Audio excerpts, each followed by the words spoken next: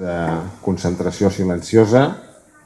Totes faran les mobilitzacions que de ben segur haurem d'anar fent, malauradament, davant d'aquest estat repressor, davant d'aquest estat que no vol donar la veu, que no vol donar la llibertat a un poble que l'està reclamant d'una forma pacífica i d'una forma totalment unitària. Per tant, passo a llegir aquest manifest i, tal com us he dit, després farem 5 minuts de concentració silenciosa i continuarem la lluita per aconseguir la llibertat, per aconseguir la independència. Diu així: les nostres idees seran sempre lliures. La llibertat no es compra ni es ven, ni es negocia, ni es demana. La llibertat s'exerceix com el més preuat tresor que hi ha sobre la terra. Les idees no tenen un camí marcat, ni amo ni senyor. Les idees són la llibertat més gran que tenen els homes i les dones del segle XXI després de lluites incansables de persones anònimes, de col·lectius socials, fins i tot de guerres. Avui, per sort, estan protegides en tots els tractats internacionals. No hi ha estat democràtic al món que jutgi les idees i menys encara que les empresoni.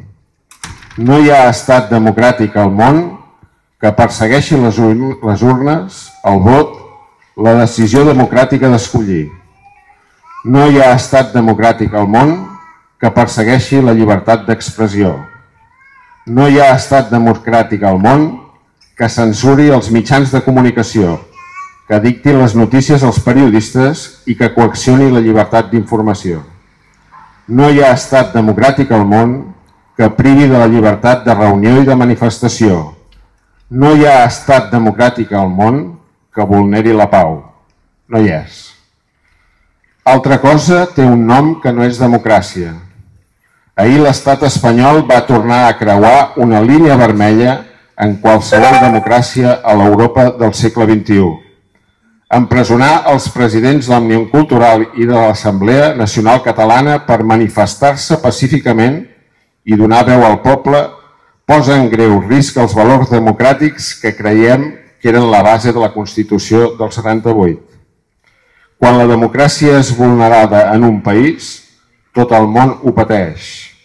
Quan algú tolera que vulnerin els drets dels catalans, hi perden tots els ciutadans europeus. Quan algú és còmplice d'aquesta vulneració, és còmplice també d'una forma d'actuar pròpia d'una dictadura. Jordi Sánchez no ha comès cap delicte. Jordi Cuixart no ha comès cap delicte. Si empresonen els dos Jordis, ens empresonen a tots. Empresonar representants de la societat civil forma part de l'estratègia de l'Estat per tensar, crispar i radicalitzar un conflicte polític. L'objectiu final és desactivar tota la societat civil. Volen dividir-nos com a poble i trencar la nostra cohesió social. No ho permetrem i no ho aconseguiran. Som un sol poble unit i conjurat per brindar la democràcia i la llibertat. Encara no han entès que això no va de noms propis. Aquest procés neix del poble i així seguirà sent.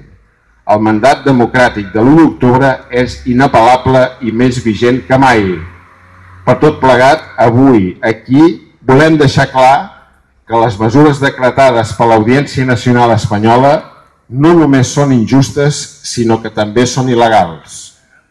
Per tant, demanem la llibertat immediata de Jordi Sánchez i Jordi Cuixart.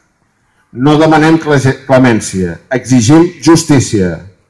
La nostra resposta serà, com sempre, serena, ferma, pacífica i democràtica. Europa no pot continuar donant l'esquena a Catalunya davant d'accions pròpies d'una dictadura i la privació de llibertat a causa de les idees de tot un poble. Des d'ahir, a la Unió Europea hi ha presos polítics. Davant la vulneració flagrant dels principals fonaments d'un estat de dret, la manca de separació de poders i per tal de garantir les llibertats bàsiques dels catalans, fem una crida a tots els organismes internacionals. Ho diem ben alt i ben clar. Help Catalonia. I recordem, avui més que mai, el nostre estimat Salvador Espriu quan deia: els homes no poden ser si no són lliures.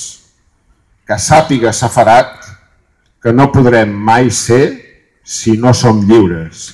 Visca Catalunya lliure! Visca!